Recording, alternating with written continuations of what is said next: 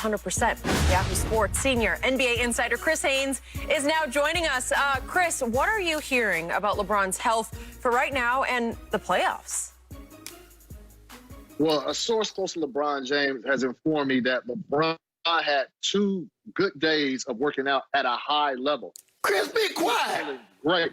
I'm telling you, that's what I'm told. That's what I'm told, Shannon. I was trying to undersell Skip.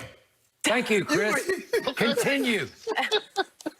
I was told he's feeling great, and he plans to return either Tuesday against the Knicks or in that second game of a back-to-back Wednesday against the Rockets. And so for his outlook on the playoffs, if that's the way he's feeling right now, and I was told he had some really rigorous workouts, and he felt really good afterwards, felt great. That was the word they used. He's felt great.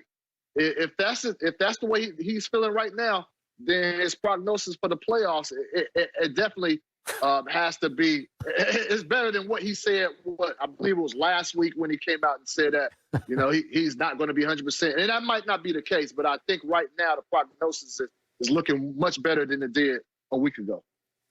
Go ahead. No more excuses. Chris. He's ready to go, and he's ready to star again. I don't want to hear he's a shell of himself. He can't push off that ankle. I don't want to hear it. Skip, I was trying to undersell you and then over-deliver. Because, yes, I was told that he had 2 great days. And you were told that also? Yes. And you did not reveal that in our A block of this show. You withheld information Shannon. that would have hurt your case in the opening block of the show. Because I was going to give me some due. I was going to get my due back from you by not divulging the information. And then Chris Haynes. Thank you, Chris Haynes, for being objective and honest and being the great reporter that you are.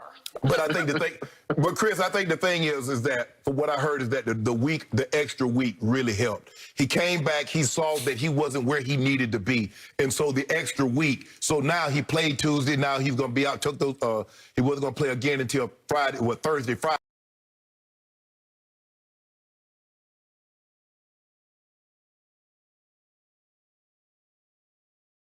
He took that off, and then he played again it was going to play for Tuesday or Wednesday this coming week. So that week really did him good because it gave him an opportunity to see I'm not where I need to be, and it's not gonna get any better. Let me set this thing down for another week and then go back at it, try to go back at it again. And that's why he wasn't traveling, because he was home, he was getting treatment, round-the-clock treatment, and so he's feeling good. We'll see. Like Chris said, they believe it's going to be Tuesday or Wednesday, but he will not play. I was told they don't believe he'll play in back-to-back games, or he shouldn't play. But you know how Bron head like this table is hard. Bron going to do what Bron wants to do. He wants to get out there. He wants to be out there with his teammates. But I'm anxious to see what he looks like when he comes back. So you have high expectations. No, I got like a 6.5, 7. You start out 5, 5.5 on your confidence level, scale of 1 to 10, right? Yep. And then it vaulted all the way up to 7 because you start thinking, well, he's going to be okay. So now that we know LeBron James is going to be 100%, now he's going to be 100% for the stretch run and the playoffs. Now we turn our sights, Mr. Haynes, back to his co-star. Anthony Davis, for the last week, has been the best player in the league. I think he's had the best run over the starting with the Denver game. I know he got hurt again, back spasms against the Clippers. But in the games that we've seen him against Jokic, and then the last 2 games, obviously, at Portland and last night against Phoenix, he just dominated. So my question to you, Chris, is also about his health, because he is fragile. It's always something with he even reached late in the game last night for his calf, and I thought, did he just strain his calf again? And I guess it was a cramp because he just sort of stretched it out and he kept going. So, Chris, do you trust Anthony Davis's health going forward into the playoffs? Well, I'll say this: I trust it a little bit more than I did when he was in New Orleans. And that's why I've never talked to AD about this, but that would be a good talking point if I, able to have that conversation with him, is that I felt like he's been dealing with injuries a little bit different since he's been with the Lakers, meaning like fighting through them. Correct. Pushing himself a little bit more. And that even last night's game when he had 42 points, dominant performance on both ends of the floor, there was an alley-oop late in the game that he had. And then afterwards he screamed and shouted, "I'm back." So that lets me to believe that, you know, it was a process he was going through. We knew this wasn't the AD that we seen before that injury. So he's getting to that point. So do I trust him? I trust him a little bit more, mostly aside with LeBron James in his ear and watching LeBron and watch how he takes care of his body, and not just take care of his body, watching LeBron take it to the extra level when he does get these nagging injuries. Because I think a lot of players, and I'm not saying AD does it, but I think a lot of players, once they feel some bit of discomfort, they shut it down for a little bit instead of knowing that, you know, that's another level. You can get past that. And so I saw that a lot this year with the Los Angeles Lakers and last year as well. And so I trust them a little bit more now. Okay, so now I want you and then Shannon to go here with me. There was no Kuzma last night. There's obviously no Schroeder now for a little while.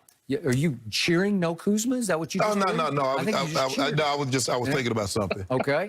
And yet the point is, there have been so few reps with a team that is a very different team from last year's Lakers. To me, what is your trust factor in the chemistry and cohesion of this group going into the playoffs? Start with Chris.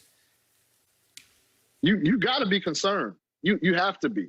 I mean, to overlook what the Lakers have gone through with the injuries, the COVID sit-outs, you can't, even though they have some type of cohesion being that the bulk of these guys played together, but still, Dennis Schroeder hasn't been there in the trenches with them, you know, for real meaningful games.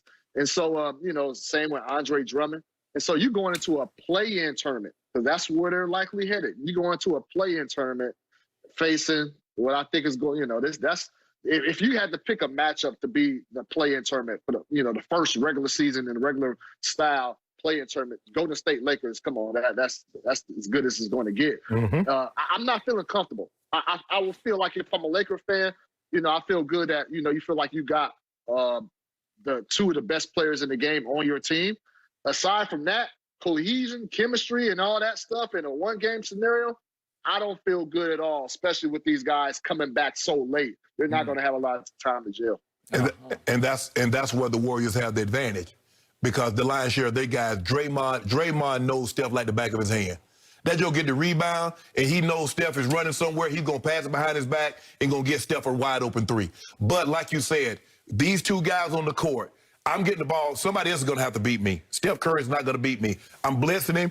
I'm trapping him. I'm getting the ball out of his hand. If Kent Bazemore, Oubre, Lee, those guys, if they want to go for 30, so be it. But I know, watching Steph over the last month, Skip, I know he can go get me 10 to 15 threes in a given night. I know he can get 50 to 60. I'm not letting Steph Curry beat me. Draymond want to have a 20-20 ball game, so be it. Lee, all these other guys, but Steph Curry, you're not finna get 30. You're not finna get 40, 50 and beat me. In a one-shot deal, your Lakers would beat Steph's Warriors by 20. No, I like series, because anything can happen. That's the difference between football and other team sports, is because everything is a game 7 in football. Well, and always in a series, the best team will win. You can't get lucky 4 times, Skip. You can get lucky. You can say, you know what? If New England plays the Giants 7 times, they're probably going to beat them 4 out of 7. They're going to win. They're going to win the Super Bowl if it's a 4 out of 7. But one game, anything can happen. I don't like it. Is Clay there? No. Skip. Is KD there? No. Is Wiseman there? No. But here's the thing, though, Skip. A rolled ankle here, a rolled ankle there. And then what? Well, who's rolling the ankle? Kuzma? Man, you know, see, there you go. When you got jokes over here talking about some Kuzma. He always trying to joke. He know good and well. You saw Kuzma the Friday night, right? What did he put on tape for you? I've seen other nights when he just lit it up and closed games. Yeah, I seen him be lit it up. He had 25, but they were getting blown out. Nah, we don't do that here, Skip. We don't do that.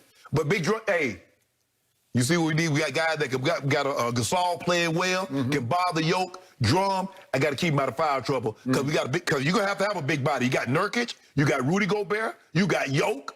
So you got guys that got to deal with big guys, Skip. Everybody got a big guy. Drummond. They got to worry about Golden State. We talk about Nurk. You talking about Jokic. Hey, you got to get past Golden State. They got to get past us. Stop playing, Chris Haynes. They got to get past us. Who they got for AD? Did you see AD? All I'm saying, I see AD. But Golden State, they don't have no problem with chemistry right now. They might not be good up to top to bottom roster-wise, but they know how to play. You do know we got the chemistry professor, right? We got the chemistry professor. He coming back in 2 days. The professor of the class. 100% healthy. See, there you go, Skip. Now I'm just saying, the man coming back. You already tried to put 100%. You know he's not 100%. The chemistry professor is going to want to eliminate one man from the rotation. That is the big penguin. No. Andre Drummond does not fit. I first guessed it before it happened. He does not fit. He fit. And you say, well, he's kind of an offensive force in the low post. And did you see the miss that he had last night? I want to see it one more time. This is the big penguin. Andre, it's a layup.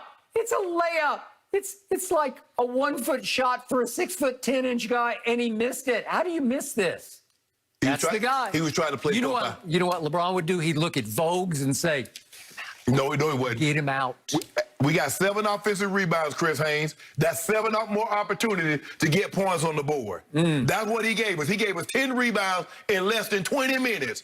So imagine if he give us 30 minutes. That's 15 boards. He gonna get like 6 or 7 offensive rebounds every night. You're in trouble. You're in trouble. You in trouble. Yep. That's all right. What do you think, Chris Haynes, about Andre Drummond? Well, last time I was on, we discussed him, and I kind of questioned his fit. I felt like they were trying to